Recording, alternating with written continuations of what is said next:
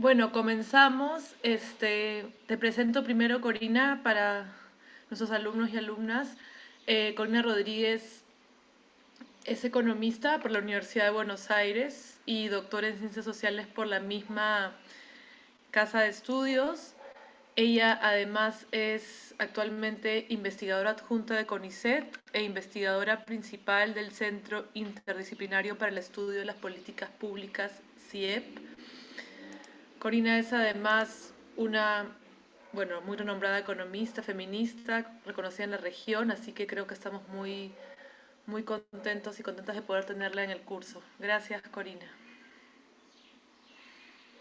Bueno, muchas gracias a ustedes, a la Tindad, por sumarme en esta iniciativa y por crear este espacio de formación en economía feminista. Me parece que con todo lo que la economía feminista ha avanzado en la región, sigue siendo muy importante, o tal vez justamente por eso es muy importante tener estos espacios donde podamos compartir saberes, nutrirnos y también eh, compartir perspectivas, ¿no? Y brindar un espacio de diálogo. Por eso mismo les propongo a todos y todas que intervengan todas las veces que consideren necesario, o si quieren pueden ir anotando en el chat las dudas o comentarios que tengan y vamos armando bloquecitos de conversaciones también para hacer este encuentro y el del próximo jueves más dinámicos. Bueno, yo preparé una presentación en PowerPoint que luego les voy a compartir como para ir guiando mi intervención y también porque es un tema que amerita compartir un poco de información, así que voy a compartir mi pantalla. Eh, y por eso mismo no voy a poder verles a todos a la vez, así que si alguien quiere intervenir en algún momento, lo puede escribir en el chat o simplemente desmutearse y avisar. Bueno, la idea de este encuentro y del encuentro del jueves que viene es abordar la cuestión de la justicia tributaria desde una mirada feminista o la articulación, la interrelación entre justicia tributaria y justicia de género. Y este es el flujo de temas, de contenidos que quería compartir con ustedes. En primer lugar, dar el contexto de desigualdad de género en la región eh, y advirtiendo cuáles son las características de la desigualdad de género en la región, particularmente en materia de desigualdad económica de género. No voy a abundar sobre esto, sino que quiero básicamente resaltar un par de elementos. Luego tratar de responder a esta pregunta de por qué la justicia tributaria es necesaria para la justicia de género, o bien por qué pensamos que la justicia tributaria es un camino para desarmar alguno de los nudos de desigualdad de género que vamos a estar advirtiendo.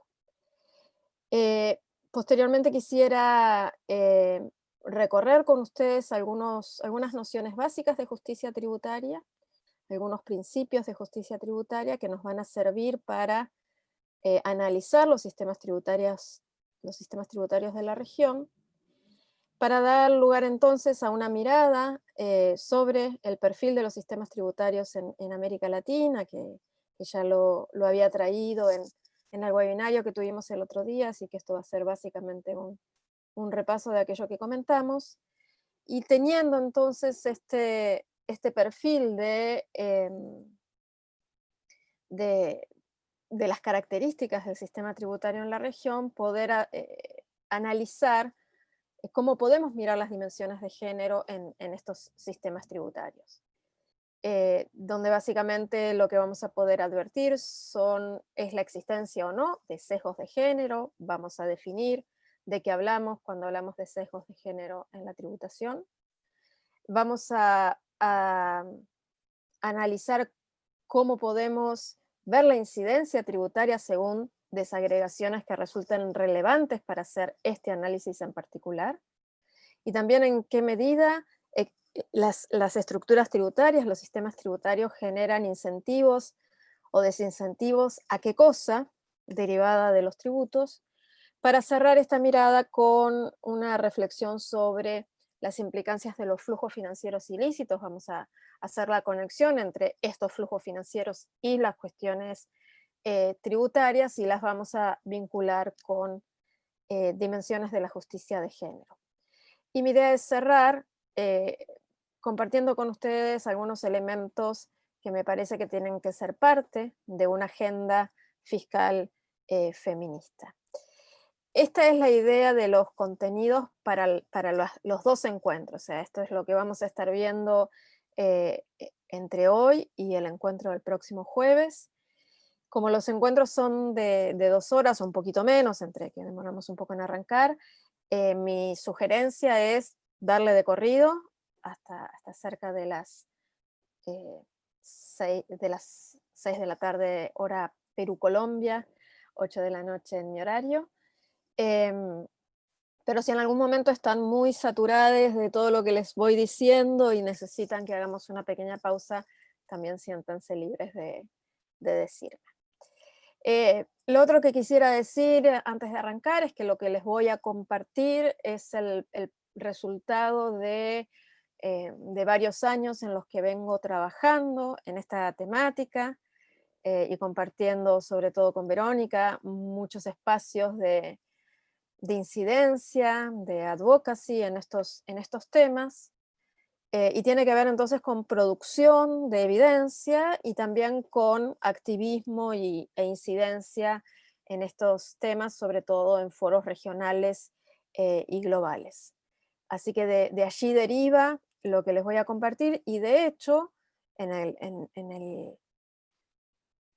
el cuerpo central de lo que quiero compartir con ustedes, que tiene que ver con este punto de cómo mirar la dimensión de género de los sistemas tributarios, no solamente quiero presentarles a ustedes resultados de la evidencia que hemos ido produciendo hasta ahora, sino también presentarles las metodologías que hemos utilizado para hacer estos análisis eh, con dos objetivos. Uno, compartirles qué se puede hacer y que ustedes tengan una idea de qué se puede hacer y puedan pensar si esto que venimos haciendo y que se puede hacer, tiene sentido hacerlo en los casos nacionales de los países en donde ustedes están. Y también para marcar las tensiones, las limitaciones, los desafíos que este tipo de análisis implica en términos también empíricos y metodológicos. Así que un poco esta es la idea para estos dos encuentros. Mi idea es que podamos avanzar hasta arrancar con este cuerpo más sustantivo en el día de hoy para completarlo y discutir más las estrategias en el próximo encuentro. Pero bueno, vamos a ir viendo la velocidad también en la medida de las dudas que vayan apareciendo, de los comentarios y de nuevo les insisto en que hagamos de esto un diálogo. Como me comentaron, aquí hay personas de distintos países, con lo cual también me parece interesante que puedan traer la experiencia de los países que ustedes habitan y también los desafíos que piensan que algunas de estas cosas pueden tener en el caso específico de los países donde ustedes están. Bueno, para comenzar entonces el contexto de desigualdad de género en la región, que es el piso a partir del cual miramos la interrelación entre justicia de género y justicia tributaria. Y yo calificaría a la situación de desigualdad de género en América Latina como una situación donde ha habido en las últimas décadas progreso derivado de décadas de activismo feminista, progreso derivado de la inclusión de temas de la agenda de las mujeres en la agenda de las políticas públicas. Creo que esto ha derivado también de la persistencia en el activismo y en la incidencia. Y también creo que ha habido una influencia relevante y de destacar de las agencias regionales de Naciones Unidas, tanto la CEPAL como ONU Mujeres y PNUD, han motorizado estos temas, eh, e incluso le han brindado apoyo a gobiernos nacionales para poder generar evidencia e indagar sobre estas cuestiones. Em, y los progresos que se notan, que son bastante marcados en materias normativas y de legislación de promoción de derechos de las mujeres, eh, marcan, me parece a mí, dos tensiones o dos desafíos. Una es que muchas veces esos marcos normativos que amplían derechos para las mujeres eh, presentan una distancia entre la efectividad de esos marcos normativos. Si se quiere, ha habido un proceso de ampliación de derecho cuya garantía en la práctica todavía es insuficiente. Y por otro lado, la otra tensión, el otro desafío, me parece que es una coyuntura en la región donde hay riesgos concretos de retroceder en ese progreso. Y esto tiene que ver con la condición particular de la pandemia y de la crisis de la pandemia que estamos viviendo, pero antes de eso tiene que ver también con ciertos avances reactivos contra la agenda de las mujeres y la agenda feminista, y esto particularmente se da en países donde hay coaliciones gobernantes mucho más conservadoras y reaccionarias. Lo segundo que quisiera marcar en esta introducción es la importancia de tener siempre presente las interseccionalidades. Cuando miramos las brechas de desigualdad de género, solemos hablar en términos de promedios, ¿no? Y vamos a ver muy poquitos indicadores, pero algunos donde vamos a decir el tiempo promedio que trabajan las mujeres en relación con el tiempo promedio que trabajan los varones. Eh, y me parece importante insistir en que estos promedios ocultan desigualdades que se entrecruzan con las desigualdades de género. No es lo mismo cuando hablamos, por ejemplo, del tiempo promedio que las mujeres destinamos al trabajo no remunerado y que se presenta como un obstáculo central a la posibilidad de desempeñarnos en otros órdenes de la vida. Esta afirmación general, que es cierta, tiene que matizarse porque no es lo mismo lo que nos pasa a las mujeres blancas, con alto nivel educativo, viviendo en grandes centros urbanos, que lo que le pasa a las mujeres indígenas, a las mujeres racializadas, a las mujeres pobres. Las brechas promedio entre varones y mujeres muchas veces son fortalecidas y profundizadas, incluso superadas por las brechas que hay entre las propias mujeres, y esto me parece que es muy importante remarcarlo.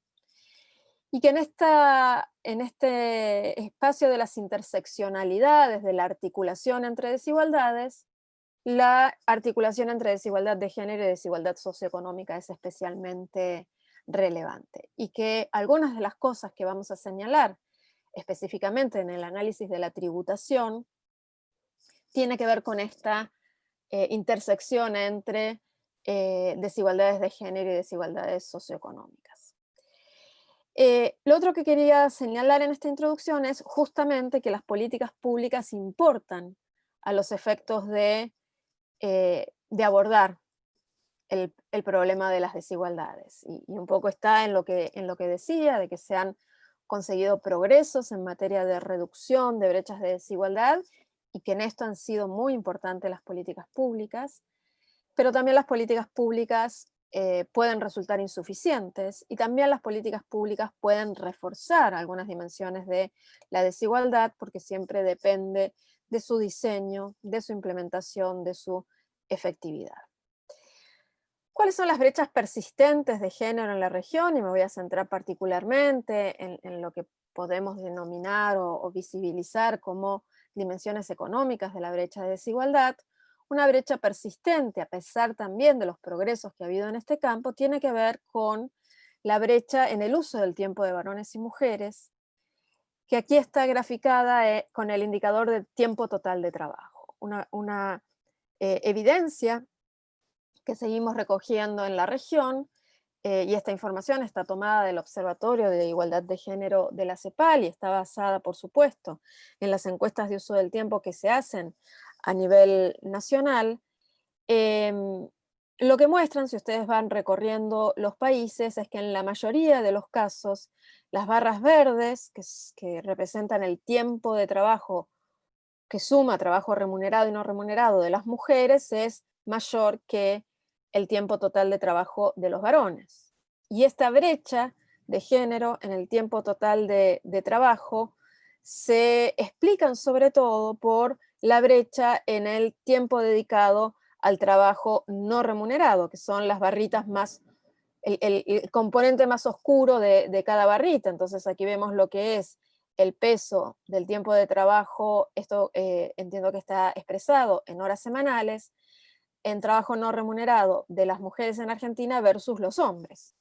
Y si ustedes recorren esto para todos los países, van a ver gráficamente esta brecha de desigualdad. El mayor tiempo de trabajo no remunerado de las mujeres es central para explicar todas las otras brechas de desigualdad de género que persisten en la región. Y si bien uno de los rasgos notables de progreso en términos de brechas de desigualdad ha sido durante los últimos 50 años el incremento en la participación laboral de las mujeres, es decir, las mujeres hemos ido incrementando nuestra participación en el mundo del trabajo remunerado, del trabajo productivo. Este progreso, en el sentido de reducir la brecha de desigualdad con los varones en la participación laboral, presenta tres tensiones. La primera es que el progreso todavía eh, marca una brecha de desigualdad grande. En promedio, la tasa de actividad de las mujeres en América Latina es 20 puntos porcentuales menor que la tasa de actividad en el mercado laboral de los varones. La segunda tensión es que esta brecha, aun cuando todavía es muy grande, se ha ido reduciendo, pero y se ha ido reduciendo fundamentalmente porque la tasa de actividad de las mujeres ha crecido, pero algo que observamos en la evidencia empírica de la región es que la tasa de crecimiento de la tasa de actividad de las mujeres se ha estancado, ha dejado de crecer o crece cada vez menos. Lo que nos está hablando de un límite muy concreto en poder seguir eh, avanzando en este progreso. Y el tercer elemento es que esta mayor participación de las mujeres en el trabajo remunerado no ha tenido como contrapartida un incremento en la participación de la misma intensidad y la misma velocidad de los hombres en el trabajo doméstico y de cuidado no remunerados. Y ahí se sigue anudando uno de los nudos básicos de reproducción de la desigualdad, en lo lento que va cambiando la división sexual del trabajo de cuidados y en lo intensa que es todavía la carga de trabajo de cuidado para las mujeres, lo que explica eh, buena parte de las brechas económicas de género que persisten. Una explicación, una demostración, una expresión de esto es la alta incidencia que todavía tiene el indicador de población sin ingresos propios entre las mujeres. Este indicador también está tomado del Observatorio de Igualdad de Género y lo que nos muestra es que en todos los países la tasa de incidencia de este indicador es más alta para las mujeres que para los varones y que en algunos países la cantidad, la proporción de mujeres que aún con la existencia, con el progreso en la participación laboral y con la existencia de extensos programas de transferencias de ingresos, hay muchas mujeres que no tienen acceso, hay una proporción alta de mujeres que no tienen acceso a ingresos propios, lo cual limita su autonomía económica y esto deriva también en la vulneración de otras dimensiones de la vida. Por ejemplo, hay una estrecha relación que se advierte entre falta de autonomía económica y mayor dificultad para salir de situaciones de violencia de género. Muchas veces las mujeres víctimas de violencia de género se ven forzadas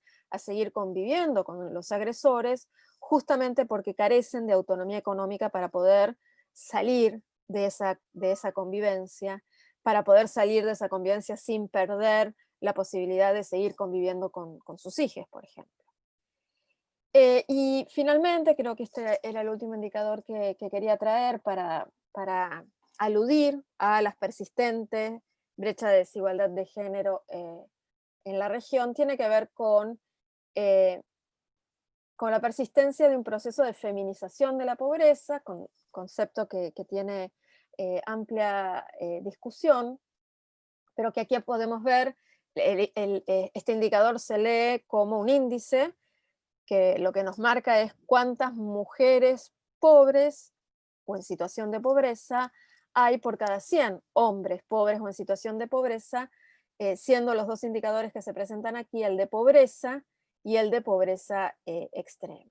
Y como vemos a lo largo de este periodo, el índice de feminidad de la pobreza ha tanto pobreza como pobreza extrema, ha crecido, aún con oscilaciones y aún con una baja en este periodo final o un estancamiento en este periodo final, que es de esperar que vuelva a tener un giro en sentido contrario a partir de las consecuencias de la crisis del COVID.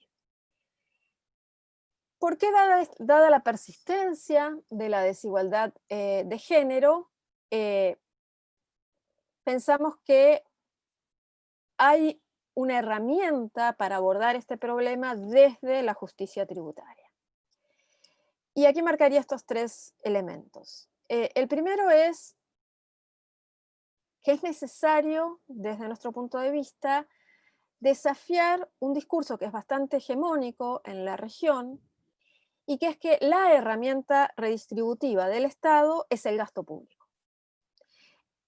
Esta es una visión que se consolidó en la región en los 90, al amparo de las políticas públicas derivadas del consenso de Washington, al amparo de em, las políticas de ajuste y de austeridad, y al amparo de esta idea de que el mejor uso de los recursos es focalizándolo allí donde se presentan las mayores necesidades.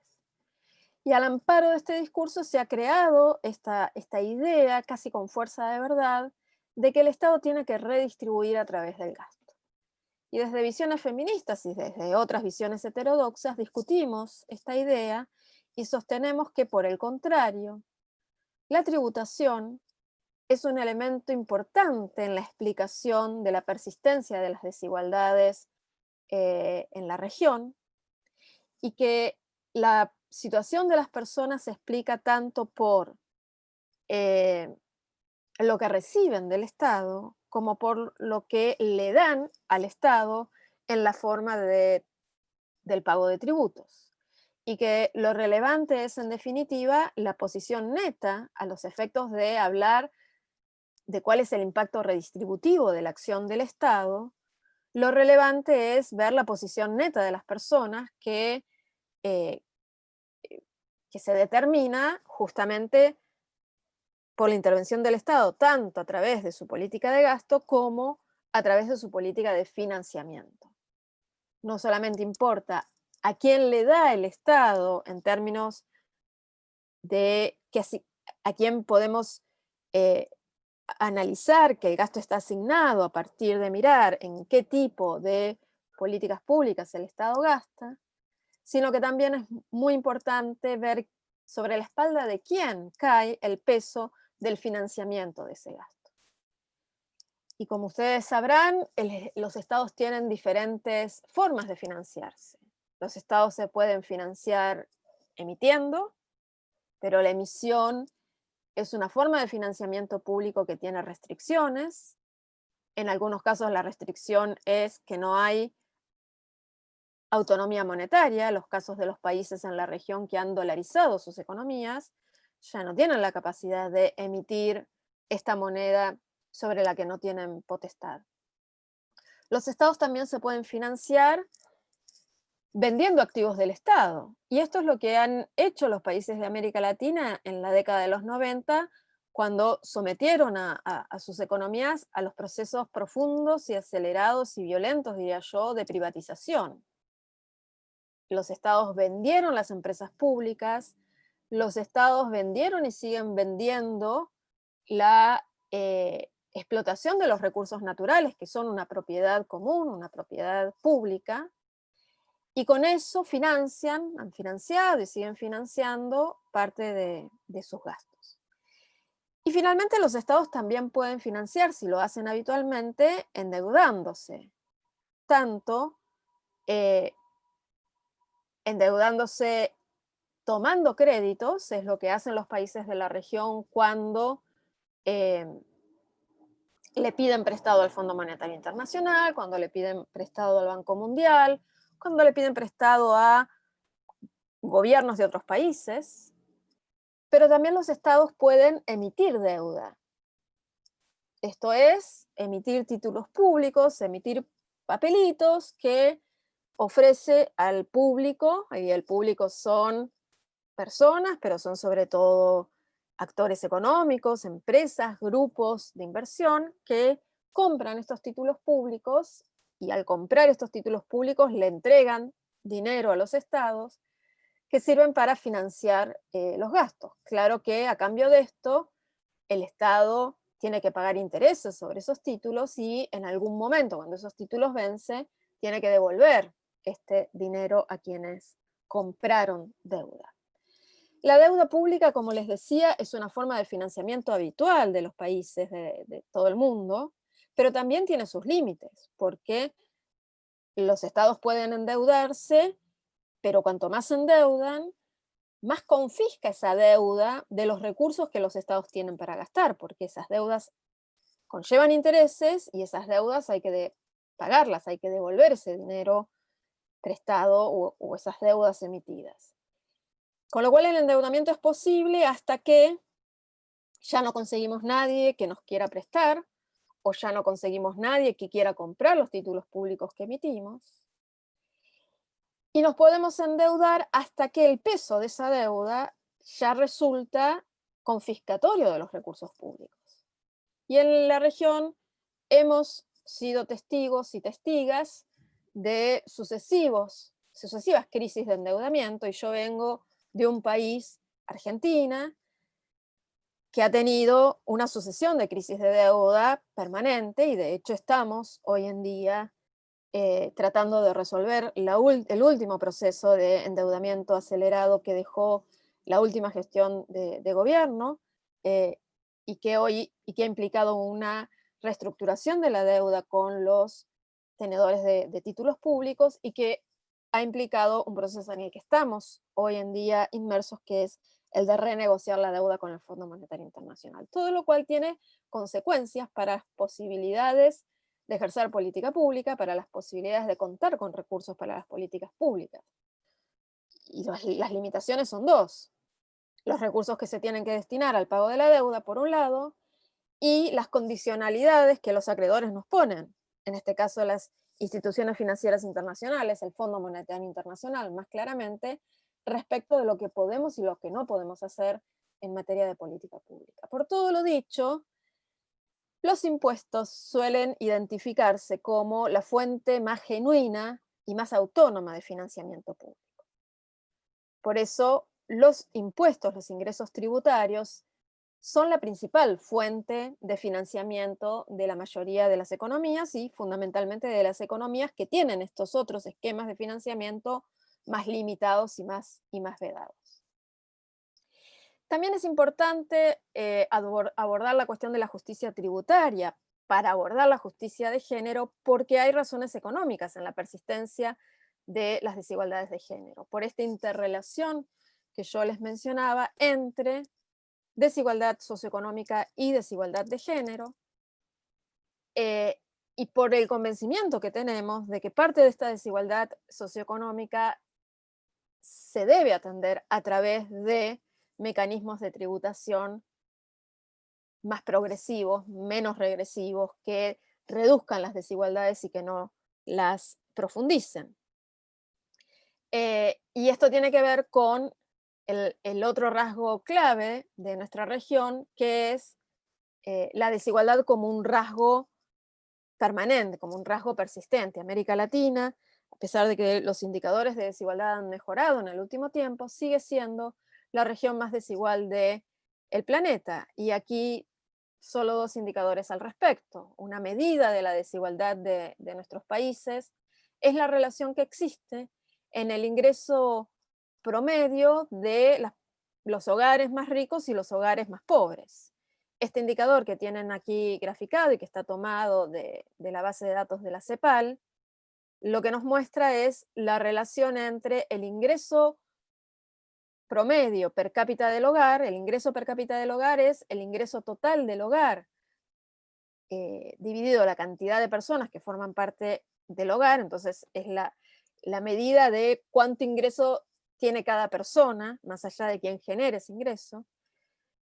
Tomar este indicador de ingreso, el ingreso per cápita, nos permite comparar hogares conformados por distinta cantidad de personas.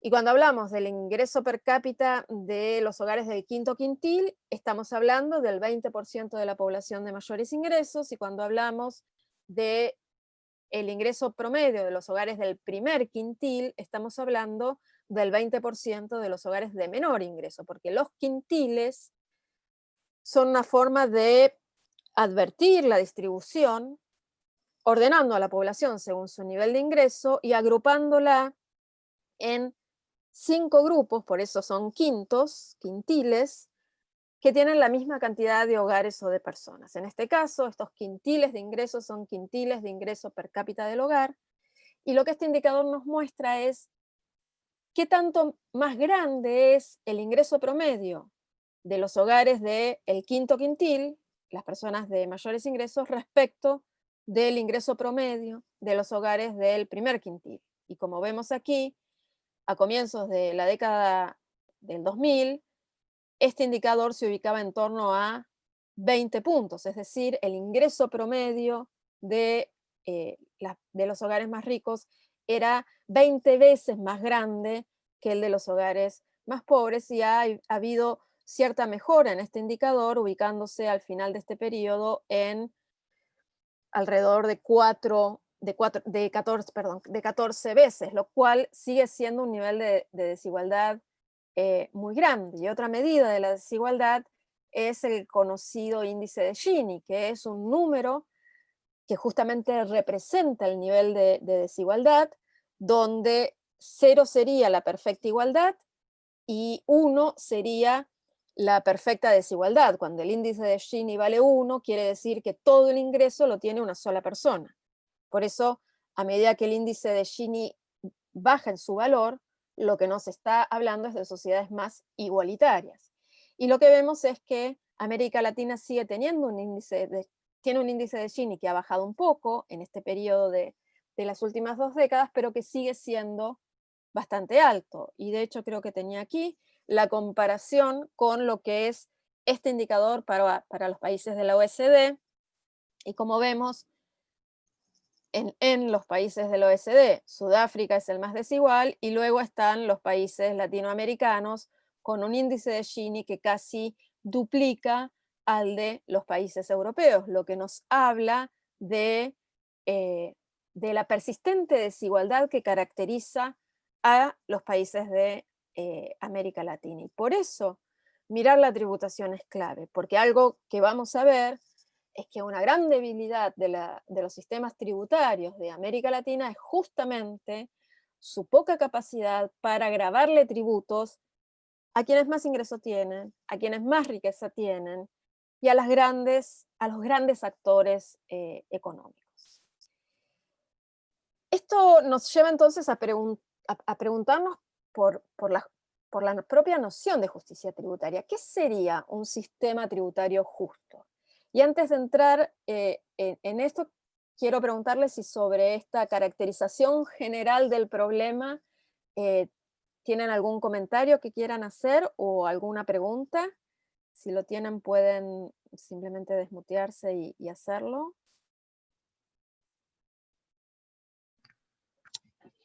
Hola, Sí.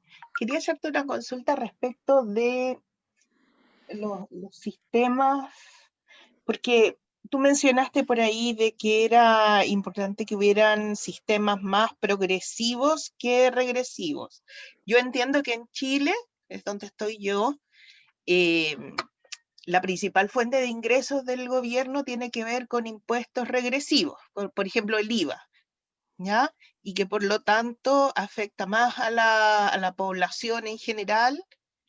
Y como tú dijiste al final, efectivamente existen muchas maneras en que los grupos económicos que tienden a concentrar la economía acá, se desentienden del pago de los impuestos. En cambio, para nosotros, digamos, para la población en general, este tipo de impuestos como el IVA, que en Chile es el 19%, resulta una carga significativa. Además que tenemos sueldos muy bajos.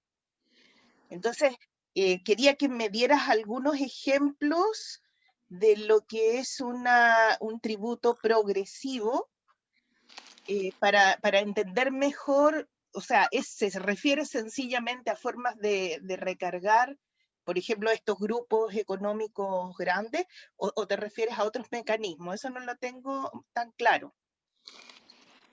Perfecto, agradezco mucho la pregunta de Jimena, ¿verdad? ¿Quién estaba hablando? ¿O Ximena? Sí, y Jimena. Buenísimo, buenísimo. Gracias, Ximena, por tu pregunta y viene muy bien para conectar con justamente algunas nociones conceptuales básicas de justicia tributaria que quería ver ahora.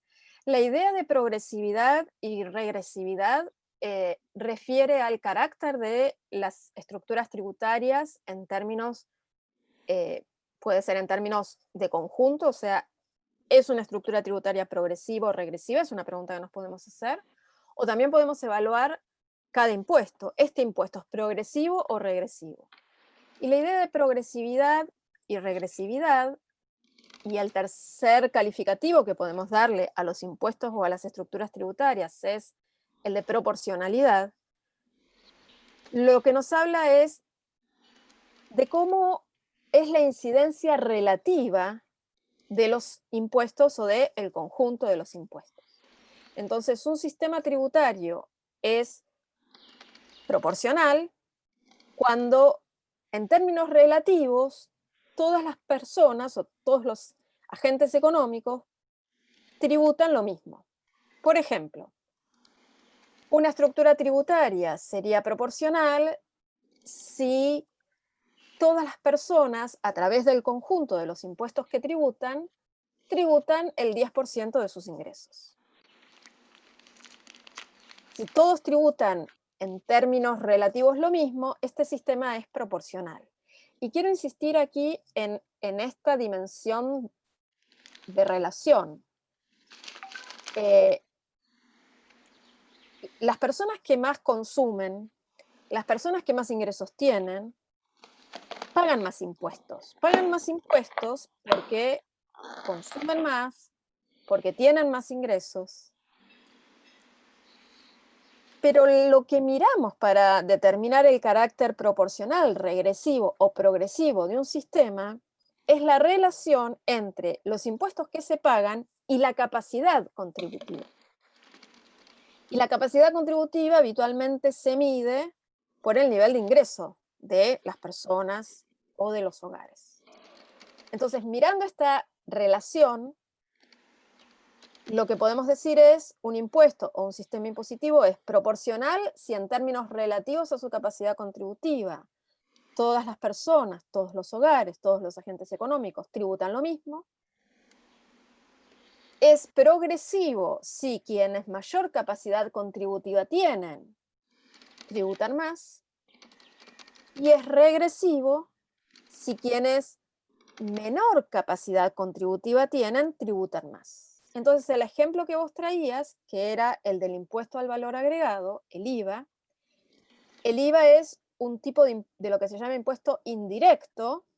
Los impuestos indirectos son los impuestos que gravan de manera indirecta la capacidad contributiva de las personas. No gravamos a la persona por lo que esa persona tiene, sino que gravamos a esa persona por lo que suponemos que tiene a partir de los consumos que realiza. Por eso se llaman indirectos. El IVA es un ejemplo paradigmático de tributo indirecto y de tributo regresivo. ¿Por qué? Porque si yo me compro este mate, estaba tomando mate yo antes de empezar la reunión, bebida nacional, infusión nacional argentina, si yo me compro este mate, y supongamos que este mate vale 100 pesos, moneda nacional, en Argentina el IVA es el 21%, tasa mayor que la chilena incluso, que también es alta. Entonces, si yo me compro este mate, y este mate vale 100 pesos, yo pago de IVA 21 pesos. Si viene la persona más rica de mi país y compra este mate, va a pagar 21 pesos. Y si viene el vecino del barrio vulnerado y compra este mate, también va a pagar 21 pesos de IVA. O sea, los tres vamos a estar pagando 21 pesos de IVA. ¿Por qué entonces decimos que este no es un impuesto proporcional, sino un impuesto regresivo? Porque en términos nominales todos pagamos lo mismo. Pero cuando comparamos esos 21 pesos con el ingreso de cada quien, esa proporción se modifica.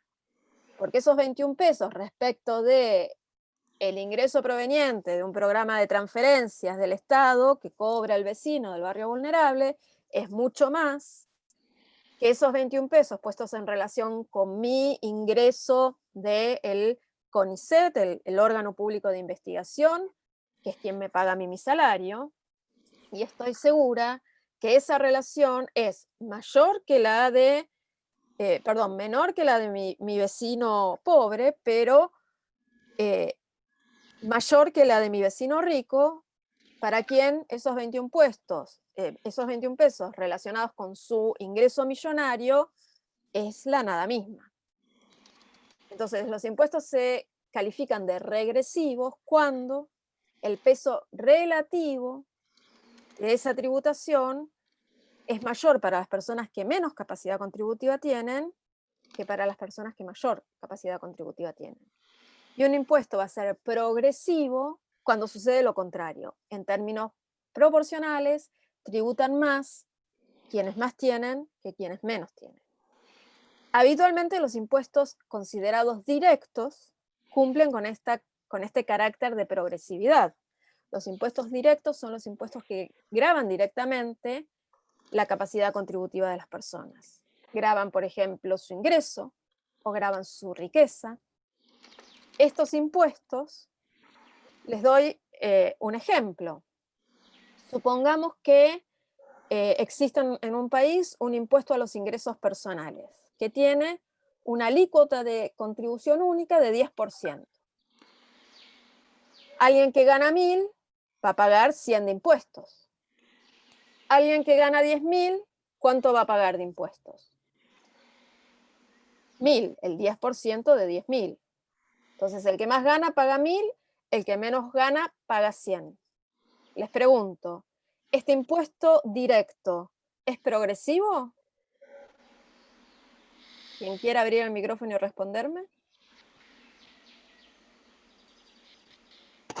Sí. Sí es progresivo. ¿Por qué, Jorge? Creo que fue Porque Jorge. está... ¿Escucha? Y con eco. Pero dale nomás.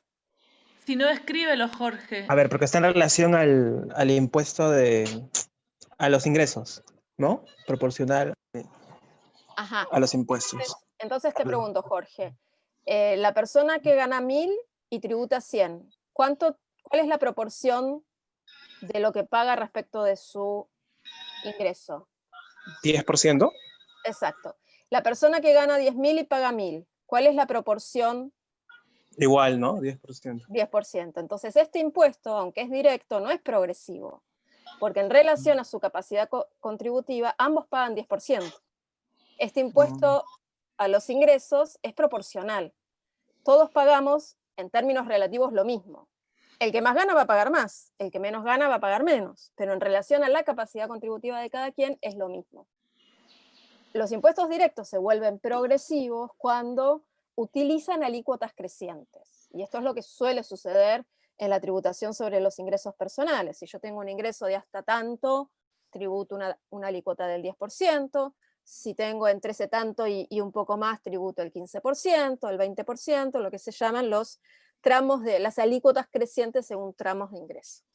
Entonces, estas son las nociones de progresividad, regresividad y proporcionalidad que van a ser claves para entender la justicia tributaria de un sistema tributario, donde el principio de justicia consensuado es el principio de la capacidad de pago. Uno de los principios es ese: quien más capacidad de pago tiene, que pague más. Luego, este principio de capacidad de pago, si opera en términos relativos, va a implicar un sistema progresivo. Si aplica en términos proporcionales, nominales, va a significar un sistema proporcional. Y el otro principio que se suele utilizar en la lógica fiscal es el principio de que cada quien contribuya según su capacidad y reciba según su necesidad. Este sería el principio de redistribución de la política fiscal. Que cada quien reciba según lo que necesita, pero contribuya según la capacidad que tiene para contribuir. Los principios de justicia tributaria también pueden entenderse en términos de equidad horizontal y equidad vertical. Equidad vertical es este principio de progresividad del que hablábamos. A mayor capacidad de pago, lo justo sería que haya mayor contribución. El principio de equidad horizontal nos habla de que quienes tengan la misma capacidad de pago contribuyan lo mismo. Estos son los dos principios de equidad que se suelen usar cuando se evalúa la equidad de un sistema tributario, pensando a la equidad como un proxy de justicia, ¿no? ¿Les quedan claros estos conceptos de equidad vertical y equidad horizontal? La equidad horizontal muchas veces se pone en juego, se pone en discusión o entra en tensión cuando hay tratamientos diferenciales, por ejemplo, en la tributación sobre los ingresos, cuando hay tratamientos diferenciales en la tributación de los ingresos según cuál es la fuente de esos ingresos. Entonces, por ejemplo, se grava los impuestos, se grava los ingresos que provienen del trabajo, pero no se grava a los ingresos que provienen de rentas financieras. Eso pasa en muchos países de la región. O se grava con alícuotas más altas a los ingresos del trabajo y con alícuotas más bajas a las rentas financieras. Para poner el ejemplo más claro, hay países, en Argentina esto sucedió durante mucho tiempo, si yo ganaba 10.000 pesos trabajando, tenía que pagar impuesto, aquí el impuesto a los ingresos personales se mal llama impuesto a las ganancias. Tenía que pagar impuesto a las ganancias. Pero si yo ganaba 10.000 pesos, como digamos aquí en Argentina, timbeando en la bolsa o con cualquier instrumento del sistema financiero, no pagaba impuesto a las ganancias. Entonces, misma capacidad contributiva, el trabajadora paga impuestos, el rentista no. Lo que sucede en muchos países de la región es, actualmente, que ha habido procesos de reformas tributarias, ambos pagan, pero todavía en muchos países la renta financiera paga en términos relativos menos que el ingreso proveniente del trabajo, lo cual es a todas luces una violación a estos principios de equidad de los que estamos hablando. Lo último que quería... Sí, adelante. Pero no, termina y de ahí te hago una consulta. Dale. Lo último que quería traer a colación en las discusiones, que es relevante en las discusiones tributarias, tiene que ver con los niveles jurisdiccionales que determinan las imposiciones. Y esto es especialmente relevante en los países que tenemos, y digo así porque Argentina es uno de esos, sistemas federales, donde tenemos una jurisdicción de gobierno central o gobierno nacional, y gobiernos provinciales, o como se llamen en cada país, que también tienen potestad de establecer tributos. Entonces, en Argentina, por ejemplo, hay impuestos nacionales, que son los impuestos que establece el gobierno nacional, pero también hay impuestos provinciales, que son los impuestos que establecen los gobiernos subnacionales, los gobiernos provinciales. Y acá empiezan a aparecer tensiones. La primera tensión que aparece es la de la doble imposición. Un mismo hecho no debería, por principio tributario, pagar impuesto dos veces. Si yo pago impuesto a los ingresos, se lo pago una vez, en el caso de Argentina, a la nación. No me puede venir la provincia a reclamar que pague impuestos por un ingreso por el que ya le pague impuestos a la nación. Ese es un principio que se utiliza.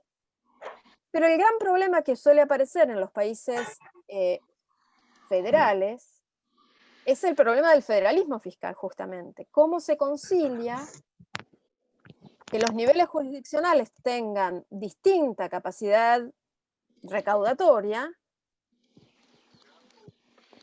puesto eso contra cómo se distribuye el gasto público? Por ejemplo, en Argentina, y disculpen que sea tan autorreferencial, pero es para hablar del sistema que conozco, y estoy segura que esto que digo para Argentina, ustedes lo pueden reconocer en sus casos nacionales. En Argentina, el 75% de la recaudación total proviene de impuestos nacionales.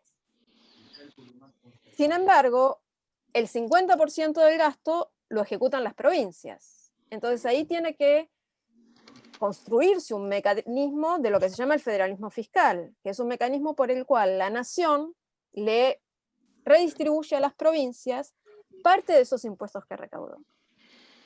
Y traigo el tema del federalismo fiscal porque es un tema súper problemático en nuestros países, donde las relaciones de poder entre gobiernos nacionales y provinciales se dirimen en este espacio, y donde suelen aparecer conflictos cuando la orientación partidaria del gobierno nacional es diferente a la orientación partidaria de los gobiernos provinciales. Los esquemas de federalismo fiscal suelen ser esquemas muy oscuros, poco transparentes, que habilitan manejos muy arbitrarios de los recursos públicos. Y esto también tiene impactos en el abordaje de las desigualdades. Sobre todo tiene impactos cuando estamos pensando en cómo financiar algunas funciones de gasto público que son claves para desarmar los nudos de reproducción de la desigualdad y que operan a nivel de los territorios. Y digo esto y me callo, así pueden comentar y preguntar. Estoy pensando particularmente en la cuestión de la organización del cuidado. La provisión de servicios de cuidado es esencial para desarmar este nudo de reproducción de la desigualdad. Y la provisión del cuidado ocurre en los territorios, ocurre en el barrio, ocurre en la cuadra. Entonces ahí tenemos un problema si la posibilidad de financiar servicios de cuidado queda atrapada en la disputa del federalismo fiscal. Y por eso lo traigo, no voy a hablar de este tema, pero lo enuncio como un problema de justicia tributaria casi imposible de resolver en nuestros países, en los países federales de América Latina, y que también es determinante para las posibilidades que los gobiernos tienen de hacer política pública a favor de la igualdad. Me callo y les doy la palabra para preguntas y comentarios. Aquí María Regina tenía una pregunta, no sé si quieres hacerla directamente, María Regina.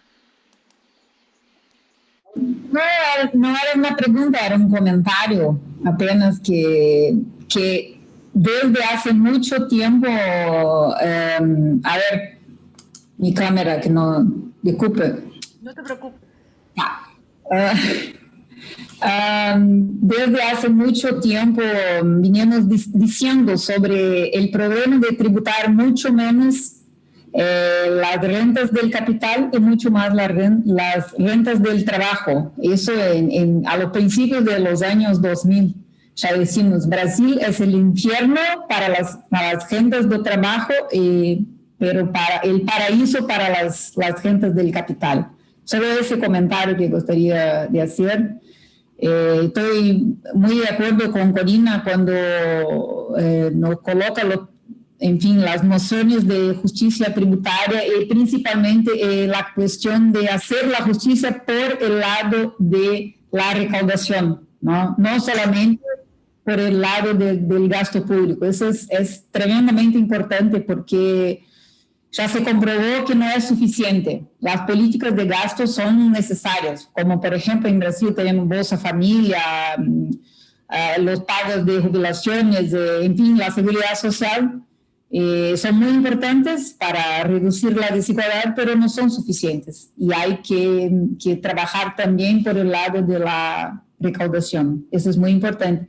Un último comentario sobre la cuestión federativa que me quedé pensando en cuanto Corina hablaba. A ver, en nuestro caso, si por ejemplo no tuviéramos las federaciones o las provincias o los estados, como llaman aquí, puede ser que estaríamos todos muertos, ¿no? A depender del gobierno nacional, estaríamos, en fin, es solo un comentario, porque, en fin, el federalismo en términos de COVID nos salvó a mucha gente, las vidas, sí, solo ese comentario.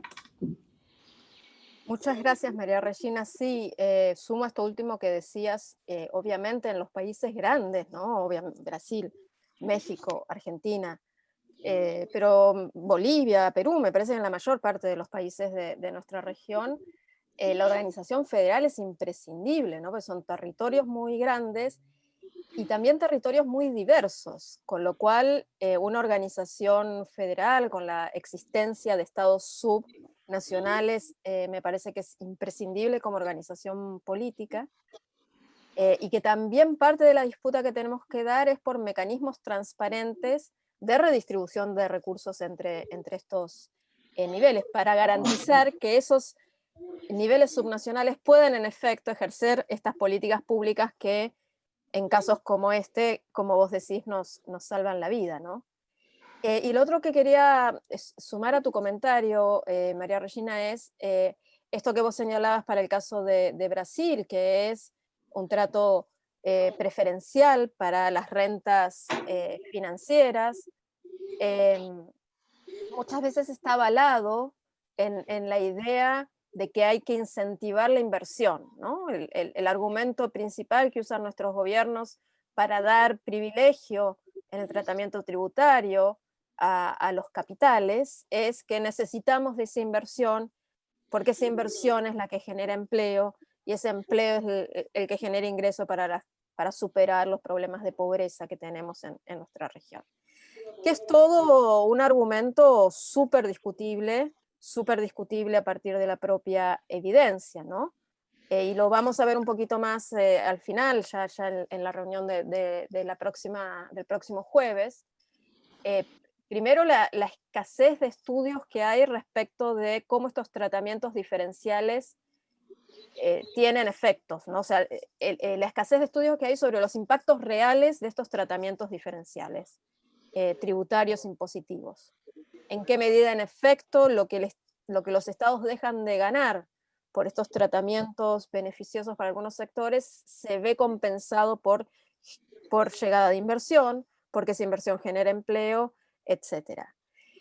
Y esto que digo es tanto más potente cuando lo que tiene un tratamiento tributario preferencial son las rentas financieras, porque justamente la financiarización de la economía es mucho más potente para explicar los problemas que tenemos que para explicar las soluciones que les podemos dar a esos problemas. Si hay algo que explica la desigualdad, si hay algo que explica la persistencia de la pobreza, si hay algo que explica que millones y millones de personas en América Latina y en el mundo todavía estén viviendo en condiciones materiales de vida inaceptables, es la financiarización de la economía.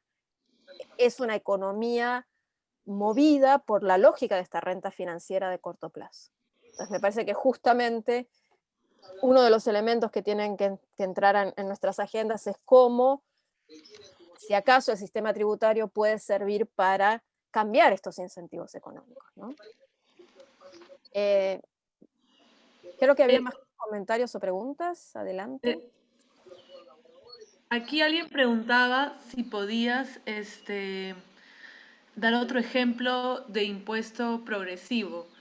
Yo quería consultarte eso, ¿no? Estamos hablando de que, por ejemplo, en Perú hay un primer nivel en el que la gente directamente no paga impuestos, si gana menos de un tanto por ciento, ¿no? Entonces, dar un ejemplo, y yo querría complejizarlo en países como los nuestros, donde hay altas tasas de informalidad, ¿no es cierto? Y lo diría en ambos niveles, mucha gente que también no declara todo lo que gana u otras formas, ¿no? Entonces, digamos que la situación es más compleja, ¿no? Pero primero esto ¿qué otro ejemplo de impuesto progresivo? Sí,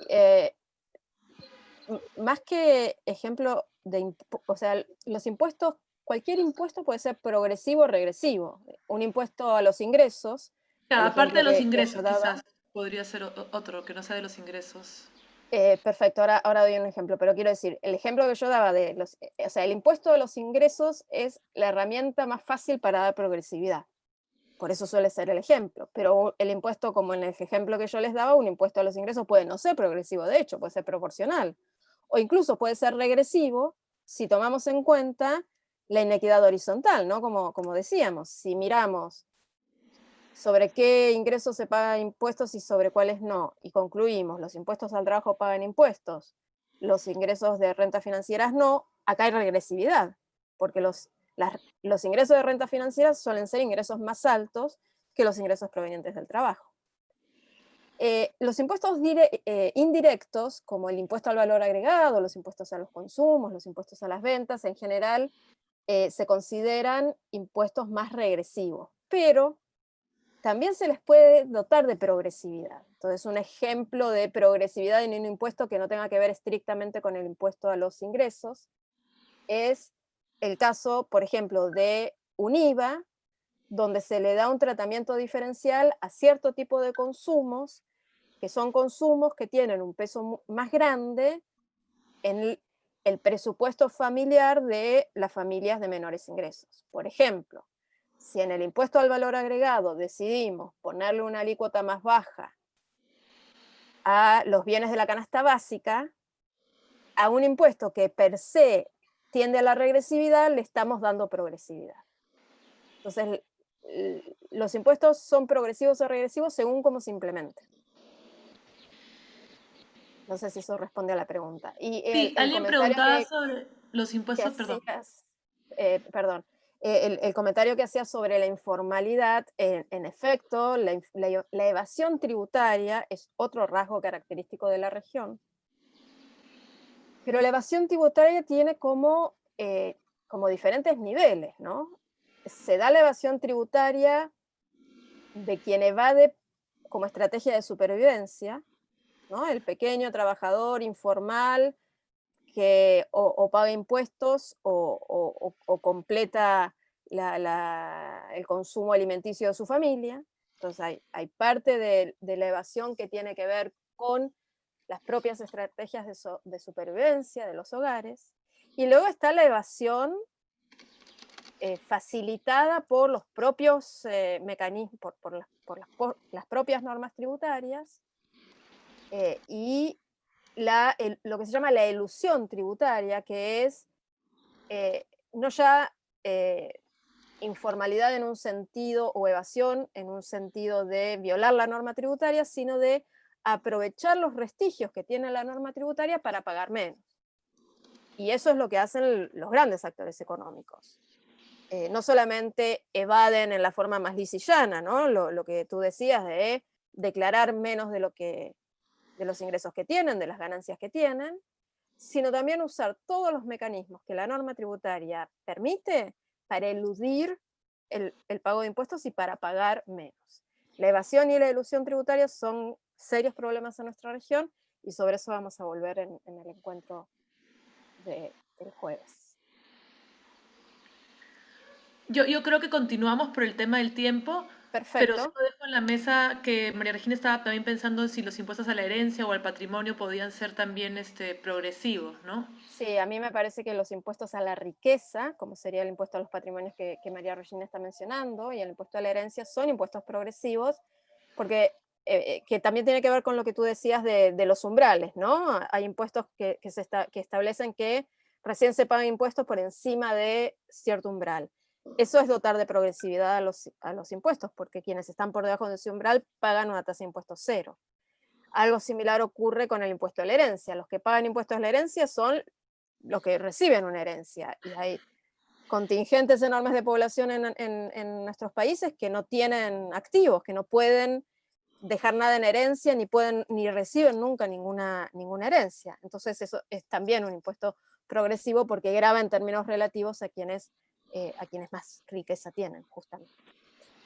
Bueno, para avanzar, ¿cuál es la característica? Algunas cosas ya vinimos diciendo, y aquí simplemente traigo nuevamente las diapositivas que compartí en el webinario para recordarlas. ¿Cómo podemos calificar a los sistemas tributarios en la región? Una primera característica que tienen es que, a pesar de que ha habido progresos en mejorar la presión tributaria es un indicador que mide, que relaciona la recaudación tributaria o el monto de los ingresos tributarios con el Producto Bruto Interno. Es una medida que en algún sentido podríamos interpretar como cuánto de todo lo que la economía genera se destina al pago de impuestos, cuánto de todo lo que la economía genera se destina al financiamiento vía impositiva del gasto público.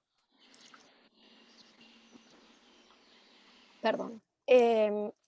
Este indicador de presión tributaria, si miramos la serie de tiempo, ha ido creciendo relativamente en América Latina, pero todavía se ubica en estándares bajos. Y este gráfico que aquí les estoy compartiendo es este indicador de presión tributaria comparando los países de América Latina entre sí y con el promedio de los países de la OECD. Y como verán, el promedio de presión tributaria de América Latina se ubica en 23,1 puntos del PBI, con algunos países por arriba, siendo los países que tienen mayor presión tributaria, podemos en tal caso excluir el caso de Cuba porque tiene un régimen económico diferente al de la mayoría de los países. Algunos países del Caribe, pero fundamentalmente en América del Sur, Brasil, Uruguay y Argentina son los países con mayor nivel de presión tributaria. Y en el otro extremo vamos a encontrar a los países de Centroamérica y a Paraguay, a Perú, con niveles de presión tributaria muy por abajo, que se ubican en la mitad de lo que es el promedio de presión tributaria de los países de la OECD, y también bastante por abajo de lo que es el promedio de la región y lo que es el nivel de presión tributaria de otros países de la región. Este primer indicador de presión tributaria lo que nos está diciendo es que estamos frente a sistemas tributarios que desfinancian a las políticas públicas, y que, a pesar del discurso del peso de los impuestos, en América Latina todavía hay espacio para aumentar la presión tributaria. Y esto es una narrativa que tenemos que disputar también. En nuestros países, justamente, las élites que se benefician de todos estos mecanismos por los cuales pueden, en términos relativos, pagar menos impuestos, son las que abonan este discurso de la presión impositiva es asfixiante, en nuestros países no se puede invertir, no se puede ser emprendedor porque viene el Estado y nos confisca todo lo que ganamos. Bueno, la evidencia demuestra que eso no es así, y que en América Latina todavía hay espacio para aumentar la imposición, sobre todo en algunos países.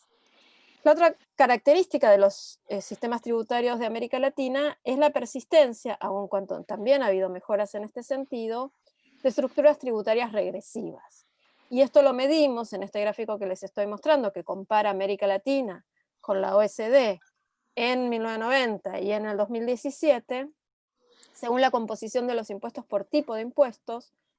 Los azules son impuestos más vinculados con los impuestos directos, y los de la gama de los verdes son impuestos más indirectos, y como vemos el peso de los impuestos directos, que tienen mayor potencialidad de ser progresivos, en América Latina si bien han crecido, si pasamos de este nivel a este nivel, el peso relativo de los impuestos directos ha crecido en América Latina, y esto tiene que ver fundamentalmente con mejoras en la tributación sobre los ingresos personales, sobre las ganancias de las empresas, mejoras relativas. El peso relativo de estos impuestos directos sigue siendo menor, menos de la mitad de la recaudación en promedio en los países de la región proviene de tributación indirecta, que es una tributación que, como acabamos de explicar, tiene mucha mayor potencialidad de ser regresiva que progresiva. Y como recién hablábamos, la otra gran característica de la región son los altos niveles de evasión tributaria, y aquí este indicador nos muestra el nivel de recaudación efectiva en términos, esto es todo también tomando la región como un todo, y obviamente esto nos impide ver las diferencias y los matices que hay entre países, pero lo que estamos viendo aquí es el nivel de recaudación efectiva en el impuesto a la renta, que sería el impuesto sobre los ingresos y las ganancias de las empresas, y el impuesto al valor agregado, y lo que se estima, obviamente esto es una estimación, porque no hay manera de poder contar la evasión, porque es evasión, el nivel de evasión tributaria en cada uno de estos tipos de impuestos, que llega a 4 puntos del PBI en el caso del impuesto a la renta, a 2,3 puntos del PBI en el caso del impuesto al valor agregado. Y finalmente, el otro rasgo significativo de las estructuras tributarias de los países de la región tiene que ver con la elusión tributaria de la que también estuve hablando. Esto no es ilegalidad, no es informalidad, sino que son mecanismos legales por los cuales en nuestros países se pagan y se cobran, por lo tanto, menos impuestos de los que se podrían cobrar. A esto se le llama habitualmente gasto tributario, y esta es la medida del gasto tributario en porcentaje del PBI de países de la región. Las barras son el 2015, los puntos son el 2017. Niveles de gasto tributario alto en nuestra región, y les recuerdo, se habla de gasto tributario no porque esté representando montos que el Estado gasta, sino que son montos que el Estado deja de percibir. Y deja de percibir porque legalmente establece situaciones donde se exime a los agentes económicos de tributar, o se les permite tributar menos.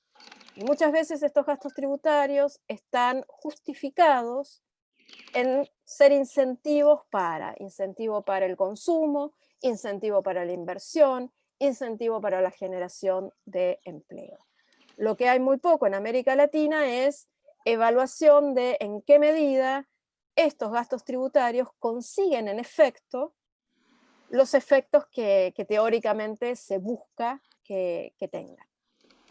Y luego vamos a ver en el próximo encuentro que a esta elusión tributaria se le suma que esta elusión tributaria suma a lo que más globalmente llamamos flujos financieros ilícitos, que incluye este tipo de gastos tributarios, pero también incluye los mecanismos que, sobre todo las grandes empresas transnacionales, utilizan para pagar menos impuestos.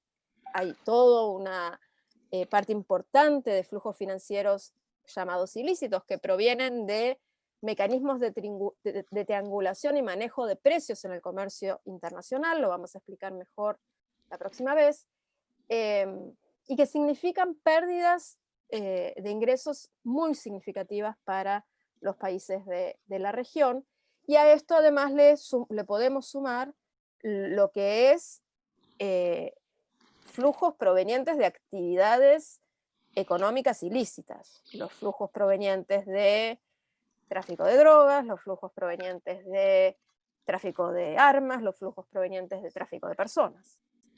Vamos a volver sobre esto de los flujos financieros ilícitos y las guaridas fiscales que alguien mencionaba en los comentarios en el chat, que son uno de los grandes desafíos en la región. Dinero más legal o más ilegal que las élites económicas de América Latina conservan en otros lugares, y le quitan como fuente de ingreso a nuestros gobiernos. Si les parece, avanzo un poquito más introduciendo el punto central de estos encuentros, que tiene que ver con, bueno, una vez que entendemos cuál es el problema que queremos abordar, una vez que entendemos en qué consiste esta herramienta de la tributación, una vez que comprendemos cuál es la forma que esta herramienta de la tributación tiene en los países de América Latina, cómo podemos analizar estos sistemas desde una mirada de género o desde una mirada feminista. Y entonces en esta introducción a esta parte, algunas preguntas básicamente. O sea, la pregunta principal sería, bueno, ¿qué significaría que un sistema tributario sea justo en términos de justicia de género? Un componente de los sistemas tributarios que podemos mirar para tratar de responder esta pregunta es la incidencia tributaria.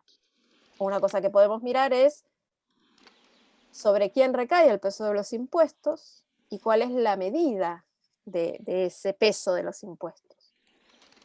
Y aquí me parece que hace falta que la respuesta a qué sería justo en términos de incidencia tributaria no es lineal. ¿Qué sería justo desde el punto de vista de género? ¿Que varones y mujeres tributemos proporcionalmente lo mismo? Les hago la pregunta, ¿para ustedes eso sería justo o no? Si alguien quiere reaccionar. Teniendo presente lo que comentamos antes. ¿Les parece que es justo que las mujeres y los varones tributemos proporcionalmente lo mismo? Buenas tardes.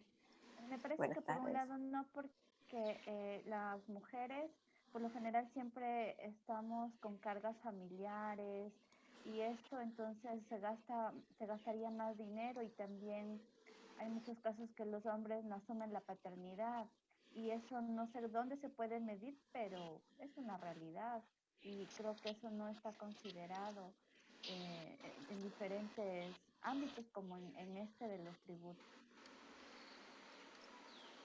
Exactamente, perdón, no he podido darme cuenta quién estaba hablando, pero gracias por el comentario. En efecto, una respuesta posible a esta pregunta es la que vos das. Bueno, si partimos de una situación de desigualdad, donde las mujeres estamos en una situación de desventaja respecto de los varones, por ejemplo, porque tenemos que asumir las responsabilidades de cuidado, como vos mencionabas, o por ejemplo porque en mayor proporción no podemos acceder a ingresos, como mostraba en alguno de los indicadores, la respuesta a esta pregunta puede ser, no es justo que varones y mujeres tributemos proporcionalmente lo mismo. Los varones, como ganan más, como tienen más capacidad contributiva, deberían tributar más. Puede ser o no. Creo que parte de esta discusión es no hay respuestas absolutas a estas preguntas, sino que más bien este ejercicio a lo que nos lleva es a señalar que es importante tener claro el criterio de justicia tributiva que estamos operando, y cada quien puede tener su propio principio de justicia. Otra posibilidad puede ser que la incidencia sea mayor entonces para los varones porque tienen ingresos más elevados. Esa puede ser una medida más aceptada de justicia tributaria, como nos lo señalaba la compañera. O podemos decir, bueno, lo justo sería que las mujeres pobres no paguen, o paguen mucho menos. ¿Por qué? Porque hay un proceso de feminización de la pobreza. En definitiva, estas preguntas las traigo por lo que les decía, ¿no? No hay un criterio de justicia definido. El criterio de justicia se tiene que construir. Lo que es importante para determinar el criterio de justicia que nos parezca justo, justamente, parece un trabalenguas, es tener en cuenta el punto de partida. El criterio de justicia no puede invisibilizar ese punto de partida y suponer que el punto de partida es un punto de igualdad. Y entonces la justicia sería un tratamiento igualitario.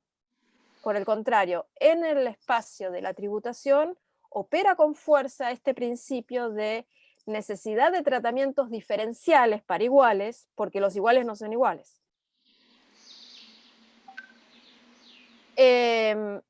Otro campo que se abre en la discusión sobre la justicia tributaria es el campo de cómo inciden los impuestos en el consumo de bienes cuyo consumo es estrictamente femenino. Y les voy a compartir, de hecho, ya lo vamos a hacer en el encuentro del jueves porque no vamos a llegar a verlo hoy, algunas campañas que han habido en distintos países de la región que promueven, y alguna que lo ha conseguido, la desgravación tributaria para los bienes de gestión menstrual, para los tampones, para las toallas femeninas, con el argumento de que este es un consumo al que estamos obligadas las mujeres, porque hace a nuestra función reproductiva, y este costo lo asumimos enteramente las mujeres, porque en la mayor parte de nuestros países no hay distribución gratuita de bienes de gestión menstrual, no hay distribución gratuita de tampones, de toallas higiénicas. Entonces aquí operaría una penalidad para las mujeres, que puede revertirse a través, por ejemplo, del sistema tributario, quitándole la imposición tributaria y haciendo como consecuencia estos bienes más baratos. Y entonces disminuimos parte de esa penalización que sufrimos las mujeres. Ahí Ximena en el chat está hablando del impuesto rosa. Y quiero hacer una aclaración. El término impuesto rosa en realidad no se ha usado tanto para esto que estoy comentando, sino que más bien se ha venido utilizando para referir a algo que no es tributario. Se suele hablar de impuesto rosa para dar cuenta del precio mayor que las mujeres pagamos por algunos bienes respecto del mismo bien consumido por un hombre, pero que no es un costo diferencial porque hay un impuesto mayor para las mujeres, sino porque como resultado de la propia estrategia de comercialización de las empresas, a las mujeres se les cobra más que a los varones. Y hay países que han hecho estudios de esto y que han demostrado que el mismo desodorante, cuando es versión para mujer, cuesta más que cuando es versión para hombre. Que la misma maquinita de afeitar es más barata para los hombres que para las mujeres, donde el producto, la diferencia que tiene habitualmente es el packaging, el envoltorio, el color. A eso es a lo que se le suele llamar impuesto rosa. Se dice las mujeres pagamos un impuesto, entre comillas, porque no es en realidad una imposición tributaria, sino que es un precio mayor por el simple hecho de ser productos cuyo consumo se enfoca hacia las mujeres, que es una creación. ¿Qué es lo que hace a un desodorante para mujer o para varón? La construcción cultural de eso, porque si la función del desodorante es aliviar el olor de nuestra transpiración, del sudor, todos podríamos usar el mismo producto. Se lo diferencia con el packaging, se lo diferencia con el perfume y se crea culturalmente una idea de que las mujeres tenemos que consumir esta versión del producto y los hombres tienen que consumir esta otra. A eso es a lo que habitualmente se le llama impuesto rosa. En esta introducción también quería señalar que otra de las cosas que se mira para estudiar los sistemas tributarios desde esta mirada de género o feminista son las implicancias que los impuestos pueden tener sobre el comportamiento de las personas. Y en ese caso se advierte que algunos impuestos pueden, por ejemplo, tener un impacto negativo, producir un desincentivo a la oferta de fuerza laboral de las mujeres. Esto ocurre, el ejemplo más usado es el ejemplo de la tributación a los ingresos cuando se realiza de manera conjunta para la unidad familiar o para la unidad conyugal, mejor dicho. Lo que suele pasar cuando esto sucede cuando el impuesto a los ingresos no lo pagan separadamente el varón y la mujer, sino que lo paga el matrimonio conjuntamente. ¿Qué es lo que suele suceder? El hombre tiene un ingreso mayor que la mujer. Entonces, si el impuesto se pagase de manera separada, la mujer tributaría una carga impositiva más baja, porque tiene un ingreso más bajo. Y el hombre tributaría un impuesto mayor, porque su ingreso es mayor. Cuando se junta la declaración impositiva, la mujer termina pagando más de lo que pagaría si la tributación, la liquidación impositiva fuese individual. Entonces, cuando esto opera, puede suceder que las mujeres se vean desincentivadas a participar en el mercado laboral y generarse un ingreso, porque lo que tienen que pagar no les compensa, lo que tienen que pagar de impuestos no le compensa el esfuerzo del trabajo, muchas veces no les compensa el costo que tienen que asumir para resolver los arreglos de cuidado, etc. Entonces, puede haber situaciones donde los impuestos generen este tipo de desincentivos que se consideran son nocivos porque una de las medidas justamente del avance de las mujeres tiene que ver con su mayor participación en el mercado laboral, lo que les genera ingresos y las dota de mayor autonomía. Otra cosa que se suele mirar es el incentivo o el desincentivo que los impuestos pueden tener en relación con ciertos consumos. Y así se identifican consumos nocivos o consumos generizados, cuyo consumo entonces puede intentar modificarse con el impuesto. Los ejemplos clásicos de esto son el impuesto al tabaco, el impuesto a las bebidas alcohólicas, impuestos que buscan desincentivar el consumo. Y entonces aquí también nos podemos hacer una pregunta respecto de en qué medida estos impuestos están incentivando o desincentivando qué consumos. Y finalmente, otra cuestión que se suele mirar cuando miramos los sistemas tributarios desde esta lente son los llamados sesgos de género. ¿De qué hablamos cuando hablamos de sesgos de género en la tributación? Hablamos de dos tipos de sesgos: el sesgo explícito y el sesgo implícito. Los sesgos explícitos de género ocurren cuando hay regulaciones específicas que discriminan porque tratan de manera diferente a los varones y las mujeres. Esto sucedería, por ejemplo, si en el impuesto a los ingresos hay deducciones permitidas para los varones, pero que no se le permite a las mujeres. Por ejemplo, si la deducción por hijo a cargo, que suele ser una deducción presente en la tributación a los ingresos en algunos de nuestros países, se le permite a los padres pero no a las madres. Eso sería una discriminación explícita, un sesgo explícito de género en la tributación. El otro tipo de sesgo que podemos reconocer es el llamado sesgo implícito, que opera no porque la norma tributaria discrimine, sino porque esa norma tributaria puesta a funcionar en ciertos arreglos sociales y teniendo en cuenta los comportamientos económicos predominantes, tiene implicancias diferentes para varones y mujeres. Un ejemplo de sesgo implícito que podemos encontrar es el que yo les mencionaba recién respecto de qué pasa con la tributación conjunta. La tributación conjunta a los ingresos suele implicar un incremento en la tasa marginal del impuesto pagado por las mujeres. Entonces, no es que el ingreso de las mujeres se grava más que el ingreso de los varones, no hay un sesgo explícito, pero hay un sesgo implícito que opera en una realidad donde en promedio las mujeres ganamos menos que los varones.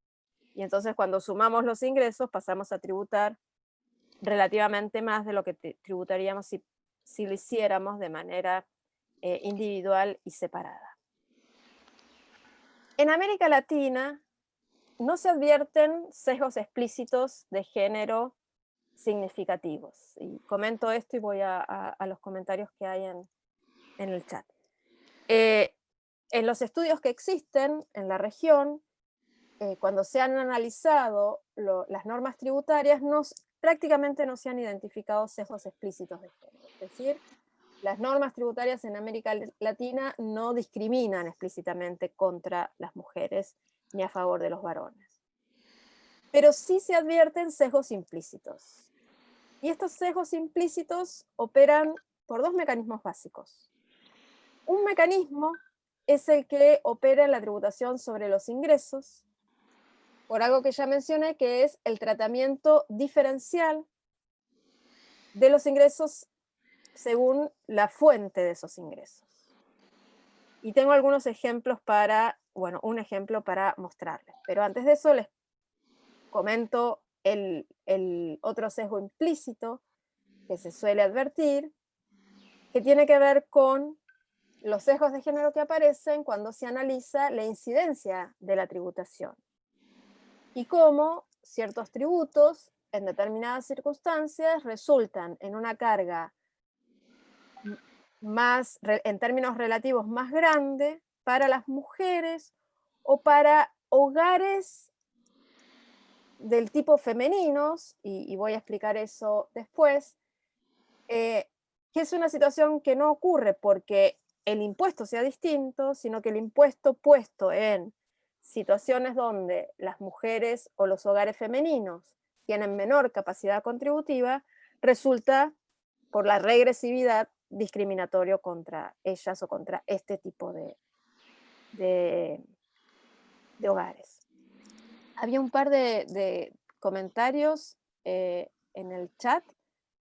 No sé si quieren, después del impuesto ROS, hubo uno de Clara. No sé, Clara, si quieres hacer estas consultas, vocalizarlas o las leo del chat. Sí, hay un par de consultas. No sé si Clara la quiere hacer de manera directa porque me parece importante. Clara, ¿estás por ahí? Estoy. Bueno, mi consulta va un poquito hacia estas experiencias que habías contado del trato diferenciado que reciben algunos productos de higiene femenina en algunos países. Y mi consulta es, ¿existe alguna evidencia o se estudió el impacto de estos logros que se tuvieron luego de haberlos implementado? Porque a veces como que me hace un poco de ruido concentrarnos en ese tipo de iniciativas cuando hay otras cuestiones así mucho más graves y más quizás aglutinantes, como el tema de los privilegios fiscales o los impuestos a la riqueza o inclusive las luchas, ¿verdad?, por la equidad en el gasto. Pero nosotros acá en Paraguay no tenemos este tipo de exoneraciones a los impuestos a los impuestos a los productos femeninos. Entonces, no sé realmente, o sea, me pregunto si vale la pena enfocarnos en eso o cuál es la experiencia que han tenido en esos países. Creo que en Colombia lo habían aprobado, pero no sé cómo les fue con eso. Uh-huh. Sí, es muy pertinente tu observación, Clara, gracias por traerla. El jueves que viene les voy a mostrar concretamente las dos campañas, la de Colombia, la de Argentina. Respondo preliminarmente a tu comentario y lo podemos discutir a mayor profundidad el jueves que viene. Primero, no hay, el único país donde esto se ha conseguido, donde hubo una campaña que tuvo éxito fue el caso de Colombia. La voy a explicar más en detalle el jueves que viene. No hay todavía estudios que den cuenta del impacto concreto que tuvo. Si en efecto consiguió reducir los precios, cuál ha sido la magnitud y qué implicancias esto ha tenido en los ingresos de las mujeres y en los ingresos familiares. Y en parte la escuchaba hace poquito en un foro que discutíamos estas cosas, a Natalia Moreno, que fue una gran impulsora de esta campaña, que decía, no hemos conseguido que el DANE nos dé la información, el DANE es el Instituto de Estadística de Colombia, nos dé la información para poder hacer este análisis. Así que no hay evidencia todavía que nos permita responder concretamente a tu pregunta. Yo tendería a estar bastante de acuerdo con vos, en el sentido de que parece algo menor, y tal vez lo sea, en el contexto de la regresividad, en el contexto de la insuficiencia de la tributación. Sin embargo, matizaría este comentario justamente a raíz de lo que quienes han estado impulsando estas campañas cuentan de lo que las campañas producen. Y vuelvo al ejemplo de Natalia Moreno, que es a quien yo escuché hablar de la campaña de Colombia, que en un foro nos contaba cómo esta campaña había permitido visibilizar la cuestión de la menstruación. Cómo la menstruación también es en algunos casos fuente de reproducción de desigualdad. Las adolescentes pobres, cuando no tienen ingresos suficientes para poder comprar bienes de gestión menstrual, a veces dejan de ir a la escuela cuando están menstruando. Entonces, estas campañas, más allá de si después pueden tener una implicancia concreta sustantiva en la redistribución, permitió traer este tipo de discusiones. Y entonces, que tal vez lo más relevante no sea bajar el impuesto a estos productos, sino garantizar el acceso a estos productos a quienes no tienen ingresos suficientes. Y que eso aliviaría algunas penalizaciones que refuerzan la desigualdad. Y lo otro que nos contaba Natalia, que era muy gracioso, era lo que les pasaba a quienes promovían estas campañas cuando iban a hablar de este tema con los funcionarios de los ministerios, del Ministerio de Hacienda. Cómo a los hombres de estos ministerios, que son los que toman las decisiones sobre estas cuestiones, el solo hecho de escuchar la palabra menstruación los ponía incómodos. Y entonces permitió traer a la discusión social un tema que sigue siendo, por las razones que sea, tabú en nuestras sociedades. Sigue siendo un tema del que no se habla y que las mujeres tenemos que resolver como podamos resolverlo. Entonces, en ese sentido, tal vez el impacto en sí de la medida no sea tan relevante per se, pero puede habilitar estas discusiones e incluso puede habilitar otras medidas que tengan más relevancia, como la de la distribución gratuita de estos bienes. Y respondo a la pregunta que hay en el chat sobre si podemos dar ejemplos en algún país donde haya tributación conjunta en el impuesto a los ingresos personales. En América Latina yo creo que no. Y si algún país permite la tributación conjunta, es voluntario. Pero no hay, me parece a mí, si hay alguien de algún país que tenga una información diferente, nos lo puede decir. No tengo, o sea, en mi conocimiento, no hay país en América Latina donde la tributación a los ingresos conjunta sea obligatoria. Por eso este sesgo que mencionábamos en el caso de América Latina no se verifica. Ahí María Regina está diciendo que en Brasil es opcional. Exactamente. Entonces ya ahí pasa a ser una estrategia del hogar, ¿no? Exacto. Bueno, avanzo con este ejemplo y ya voy cerrando aquí, me parece, porque son como faltan apenas 10 minutos para las 8. Sí.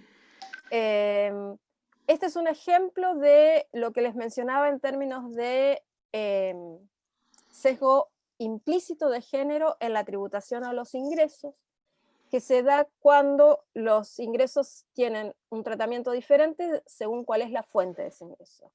Y este es un ejemplo traído de un estudio en el que participé, en el que vimos 3 casos nacionales de América Central.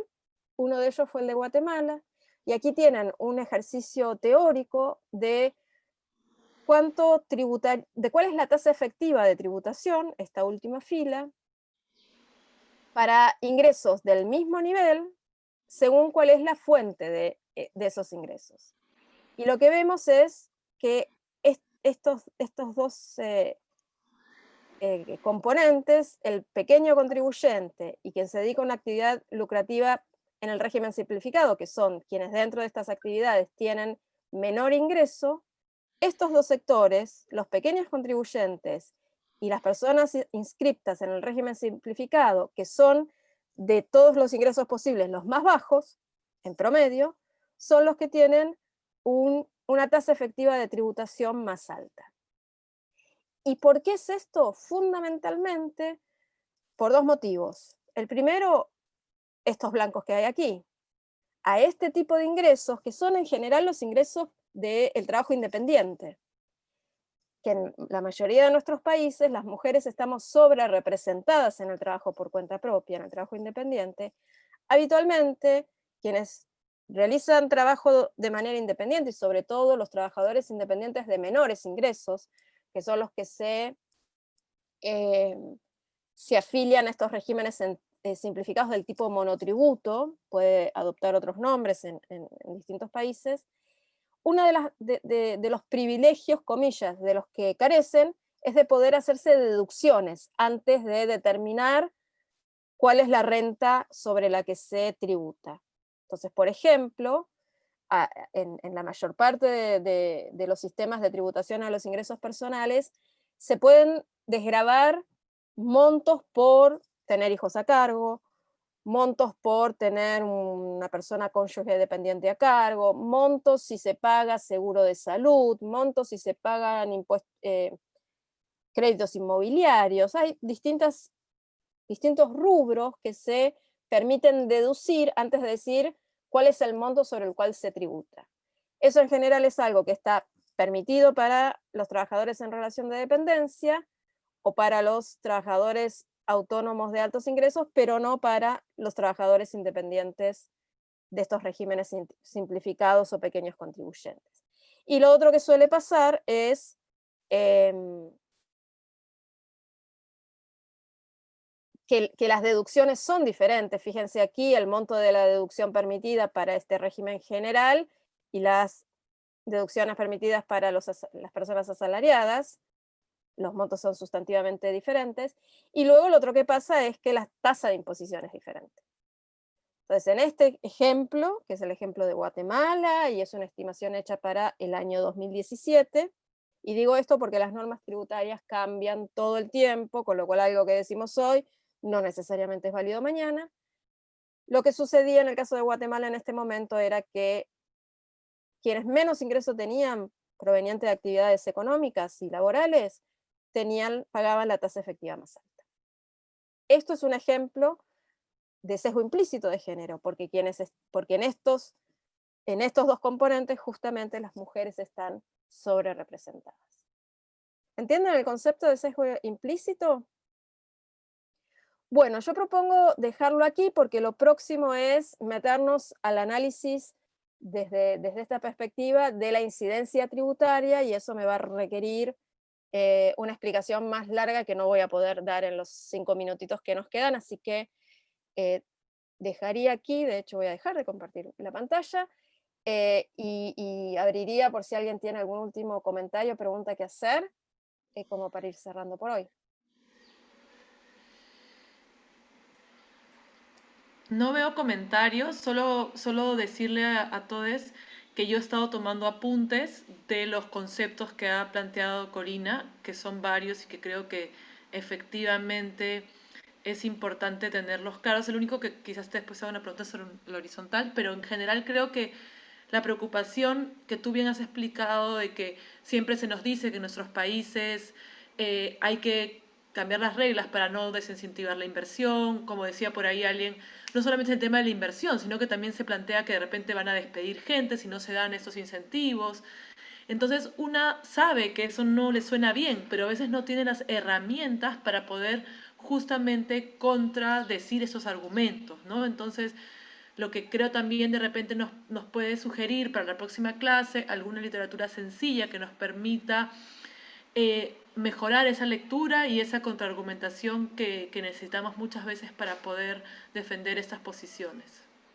Sí, perfecto. Yo les voy a pasar mañana este mismo PowerPoint que ya tiene lo que vamos a ver el próximo jueves, así ya les queda como material, y les voy a pasar un par de bibliografías sobre el tema también para que tengan, y ahí van a poder profundizar. Algunas de los materiales que les voy a pasar me voy a referir. De hecho, uno de los materiales que les voy a pasar es este estudio de los casos de 3 países centroamericanos, donde al principio hacemos estas consideraciones más conceptuales en un registro relativamente accesible, así que creo que les puede ayudar. Muchas gracias, Corina. Todas te agradecen, efectivamente. Sí, muchas gracias por los agradecimientos en el chat, y por la atención y la participación en este encuentro. Y bueno, la seguimos el jueves que viene. Sí, seguimos por ahí de repente hablando de los sueldos, que alguien también menciona y estas tensiones, ¿no? Entonces, perfecto, Corina, muchas gracias. Sí. Sí, todas las cosas que si se quedan pensando en esto y no pueden dormir esta noche, tengan ahí un anotador en la mesita de luz y vayan anotando todas las preguntas o sentimientos que les aparezcan en estos días y el jueves los charlamos. Perfecto, muchas gracias, Corina. Nos vemos el Gracias a jueves. ustedes. Nos vemos el Gracias. jueves. Muchas gracias. Gracias, Corina.